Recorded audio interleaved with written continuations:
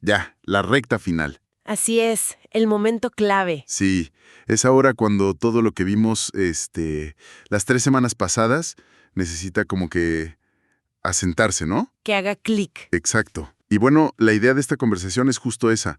Vamos a revisar los materiales, a ver qué es lo esencial para fortalecer todo eso y pues cerrar bien, ¿no? Con las actividades finales. Perfecto. Entonces digamos que la misión hoy es conectar los puntos.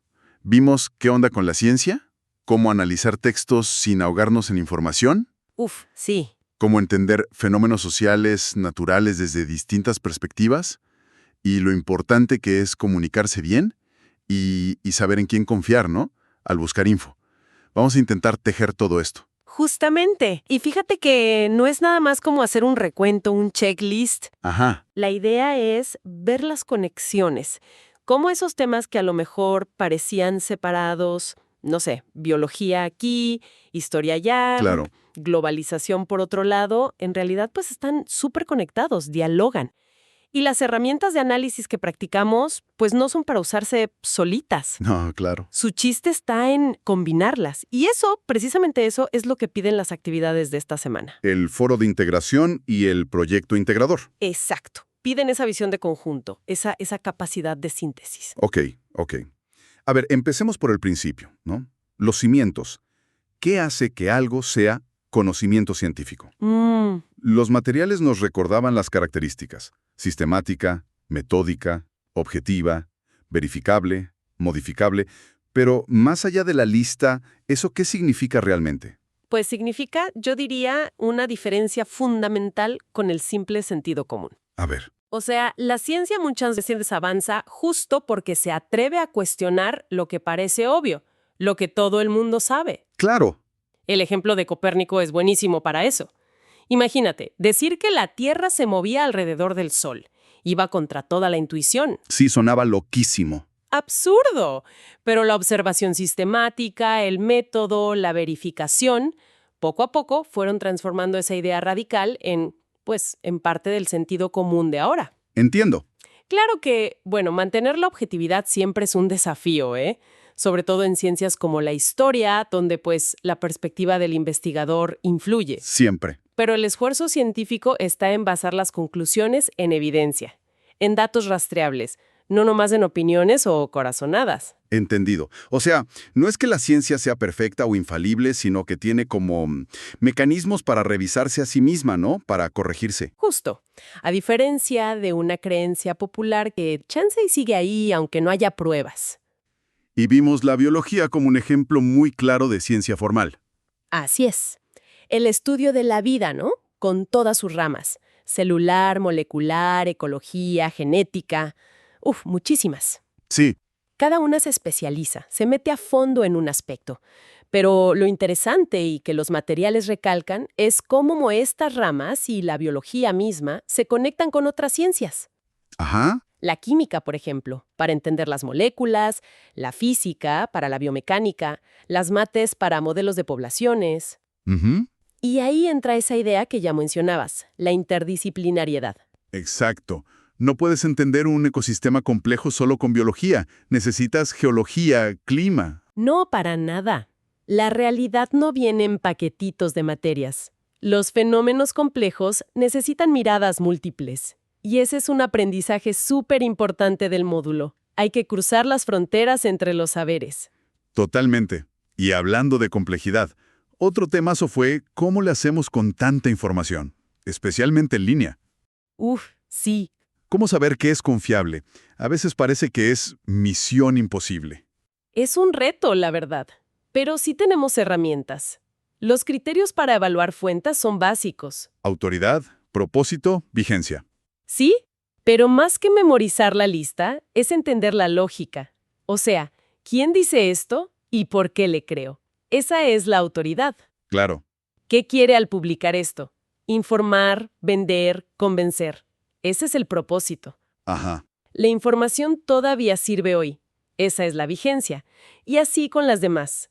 En el foro Aprendiendo salieron discusiones muy buenas sobre esto. Sí, me acuerdo. Se contrastaban fuentes académicas tipo Google Académico con sitios más generales como Wikipedia, que, bueno, puede ser un inicio, pero difícilmente una fuente final para algo serio. Y el Accesar virtual, la verdad, sí insistió bastante en los comentarios sobre la importancia de no solo usar buenas fuentes, sino de citarlas bien. Uy, sí. Parece un detallito, pero no lo es. Para nada. Es fundamental. Y no solo por el plagio, ¿eh? Es dar crédito. Es permitir que quien lee pueda ir a la fuente original, verificar, construir sobre eso. Es parte del rigor, de la honestidad académica. Totalmente. Y bueno, ligado a eso de la comunicación, también vimos la diferencia entre el lenguaje de todos los días y el especializado, ¿no? El técnico de cada área. Reconocerlos ayuda como a cambiar el chip cuando lees cosas diferentes. Y eso nos lleva derechito a la intención comunicativa. Ajá. Porque no es lo mismo un texto que busca informar de forma objetiva, como un reporte del CENAPRED sobre sismos, Ok. que uno que busca exponer o explicar algo, como el funcionamiento del Sismológico Nacional, o uno que busca argumentar por qué se necesita tal norma de construcción, o narrar un evento, como lo del Día Internacional de Reducción de Desastres, o describir qué es un sismo, o instruir sobre qué hacer si tiembla. Claro, cada uno tiene su propósito. Exacto, y esa intención define el lenguaje, la estructura. Entenderla es la clave para leer críticamente. También vimos cómo se presenta la información visual, ¿no? En textos más formales. Las tablas, las gráficas de barras, de pastel, las líneas del tiempo. Correcto, Son formas de resumir datos, que también hay que saber leer. claro. Y si pensamos en cómo se organizan las ideas entre textos y disciplinas, llegamos a otros dos conceptos que ya rozamos: intertextualidad e interdisciplinariedad. A ver, recuérdame rápido. La intertextualidad es reconocer que los textos no existen solos, aislados. Dialogan entre ellos, se citan, se responden, se basan en ideas anteriores. Como cuando un artículo nuevo sobre, no sé, cambio climático, cita estudios pasados para apoyar lo que dice. Justo eso. Y la interdisciplinariedad es la colaboración entre diferentes campos para entender un problema que una sola disciplina no puede resolver. El ejemplo de los mayas que mencionaste. Sí, El tema del foro de integración. exactamente. Para entender qué pasó ahí, pues no basta la arqueología. Necesitas climatología para ver las sequías, agronomía para las prácticas agrícolas, historia social para la organización política. Ujú. Es la suma de esas miradas la que nos da una imagen más completa, aunque siempre queden preguntas, ¿eh? Claro, nunca es la verdad absoluta. Pero esta habilidad de integrar perspectivas es justo lo que pide el proyecto integrador al analizar un fenómeno social complejo. Tiene todo el sentido. Pasamos de ver textos sueltos a ver cómo se conectan entre sí y cómo conectan distintas áreas del conocimiento. Y cómo aplicamos esto para estudiar nuestro mundo, lo social. Ahí es donde entran de lleno las ciencias sociales. Su valor es enorme porque nos dan, pues, herramientas para entender cómo funcionan las sociedades, por qué no relacionamos cómo lo hacemos, cómo cambian las cosas con el tiempo. La historia, el derecho, la ciencia política. La antropología, sociología, economía, cada una tiene como su lente particular, ¿no? Su ángulo para ver esa realidad social tan compleja. Y no es que una sea mejor que otra, sino que cada una enfoca una parte diferente. Y para eso usamos conceptos como sociedad, relaciones sociales, clase social, grupo social, que no son solo palabras raras, ¿verdad? Describen cosas reales de nuestra vida. Totalmente. Las relaciones sociales son esos hilos, a veces invisibles, familia, trabajo, amistad, que nos conectan y regulan cómo actuamos. La clase social, aunque a veces sea un tema incómodo, pues sigue siendo importante para entender desigualdades. Y los grupos sociales son esos colectivos donde nos sentimos parte, que nos dan identidad. Son conceptos para pensar lo social. Deteniéndonos un poquito en la historia, me parece súper interesante esa idea de que es como armar un rompecabezas con piezas faltantes. Es que es así. No tenemos una máquina del tiempo. Nadie la tiene. La historia siempre es una reconstrucción, una interpretación basada en las huellas que quedaron. Documentos, objetos, testimonios. Y esas huellas están incompletas. Y a menudo son ambiguas. Por eso el trabajo del historiador y el nuestro, al ver fuentes históricas, exigen mucho rigor. Hay que descomponer los hechos, buscar varias fuentes, estar consciente de nuestros propios sesgos, no confundir que algo pasó al mismo tiempo con que una cosa causó la otra. Es un trabajo casi de detective. Como en el foro de integración sobre los mayas. Ajá. Los textos dan hipótesis diferentes. Uno le da más peso a la sequía como causa principal del abandono, otro se enfoca más en la deforestación, en las decisiones humanas. Exacto. Y no se trata de decir, este tiene la razón, sino de ver la evidencia que presenta cada uno y entender que probablemente fue algo más complejo, ¿no? Una mezcla. Justamente. El reto es sopesar los argumentos, ver en qué se basan y quizá concluir, como sugería el asesor, que probablemente fue una combinación de factores naturales y sociales que se reforzaron entre sí. Esa capacidad de analizar críticamente distintas versiones es una habilidad clave. Y si traemos esa mirada al presente, a la sociedad contemporánea, pues es imposible no hablar de la tecnología. Ha cambiado todo. Sí, radicalmente. ¿Cómo nos comunicamos? ¿Cómo trabajamos? ¿Cómo vemos el mundo? Sin duda. La comunicación instantánea, la sensación de que ya no hay distancias, la transformación del trabajo con la automatización, la economía digital, son cambios profundos. Y esto se conecta directo con la globalización. Otro término que oímos hasta en la sopa. Pero, ¿qué significa realmente, según lo que vimos? Pues implica una intensificación brutal del intercambio a nivel mundial, no solo de cosas y dinero, sino también de información, ideas, cultura, gente, Todo. todo. Y es un proceso con sus luces y sombras, claro.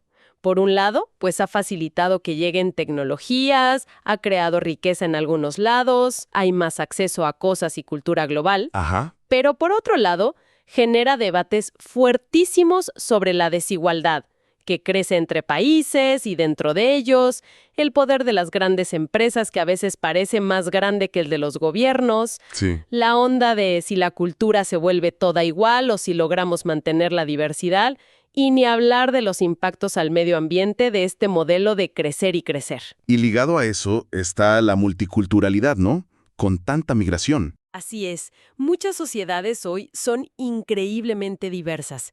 El reto es cómo manejar esa diversidad. ¿Se crean como guetos, comunidades cerradas, o se busca un modelo de interculturalidad, de diálogo, de respeto y aprendizaje mutuo? Buena pregunta. Y todos estos temas, globalización, tecnología, multiculturalidad, desigualdad, son como el escenario de fondo de muchos problemas sociales actuales. Por eso son relevantes para el análisis que se pide en el proyecto integrador. Queda clarísimo. Entonces, esta semana 4 es como el momento de la verdad, de poner todas estas piezas juntas, ya no ver los temas por separado, sino cómo se trenzan para analizar cosas complejas. Exacto. Y las actividades finales están diseñadas justo para eso. A ver, cuéntame. El foro Aprendiendo de esta semana es para la metacognición, o sea, pensar sobre nuestro propio aprendizaje. ¿Qué estrategias nos sirvieron para leer textos científicos? ¿Qué nos llevamos? Y compartirlo. Ah, ok. Salieron cosas muy buenas ahí, desde buscar un lugar tranquilo hasta técnicas como subrayar, hacer mapas, explicarlo en voz alta. También se habló mucho del uso ético de la info. Es un cierre reflexivo. Bien. Luego, el foro de integración, con el caso Maya. Ahí es aplicar directo el análisis crítico de fuentes, entender cómo interactúan factores naturales y humanos, argumentar con evidencia y dialogar con respeto, claro. Es como un ensayo de interdisciplinariedad. Una práctica. Exacto. Y finalmente, el proyecto integrador, que pide analizar el fenómeno de la violencia desde distintas miradas. Esa es la prueba final. Ahí sí se junta todo. Todo. Hay que buscar y evaluar información de distintas disciplinas, identificar las relaciones sociales que hay detrás, distinguir ciencia de opinión, aplicar la mirada interdisciplinaria y escribir una reseña crítica bien hecha. Es la síntesis. Y para no perdernos, pues están las rúbricas, ¿no? Son como nuestro mapa. Justo. Hay que echarles un ojo a criterios como pensamiento crítico, o sea, estoy analizando bien, mis argumentos son lógicos, comunicación, soy claro, uso bien el lenguaje, sigo las normas, uso de fuentes y originalidad, importantísimo citar bien, y colaborativo en los foros. ¿De verdad aporto algo? Eso nos dice qué se espera. Y si me permites insistir una última vez con lo de citar y referenciar. Dale, dale. Sé que a veces parece como talacha, ¿no? Tedioso. pero es la base de la credibilidad académica. El asesor virtual lo ha recalcado mucho, porque dominar esto no es opcional, es una competencia esencial. Demuestra respeto por el trabajo de otros y rigor en el propio. Tienes razón. Un trabajo puede tener ideas brillantes, pero si no respalda lo que dice con fuentes claras y bien citadas, pierde toda su fuerza. Totalmente de acuerdo. Entonces, bueno, resumiendo un poco nuestra plática de hoy. El chiste de esta semana es tomar todos esos hilos que fuimos recogiendo, ciencia, textos, sociedad, análisis crítico, y tejerlos. Crear una comprensión más fuerte y aplicarla. Es como terminar ese rompecabezas del que hablábamos y por fin ver la imagen completa. Exacto. Y lo más fascinante, creo yo, es que este ejercicio de integrar no se acaba con el módulo. No, claro. Las habilidades que estuvimos puliendo, evaluar críticamente la información en este mundo que nos bombardea, entender un problema desde varios ángulos, comunicar ideas con claridad y fundamento, ver cómo se conectan las cosas, son herramientas para la vida. Sí. Son esenciales para movernos como ciudadanos informados, reflexivos, en este mundo tan complejo que nos tocó. Y para dejar una última idea ahí pensando, volviendo al ejemplo de los mayas y esa interacción complicada entre clima, recursos, decisiones humanas, ¿qué ecos encontramos de eso en nuestros propios retos de hoy? Como la crisis climática, la gestión del agua, de los recursos. Buena pregunta. Y sobre todo, ¿cómo podríamos aplicar ya conscientemente ese enfoque interdisciplinario que vimos que es tan necesario para buscar soluciones pues más completas, más integrales a los problemas que tenemos enfrente?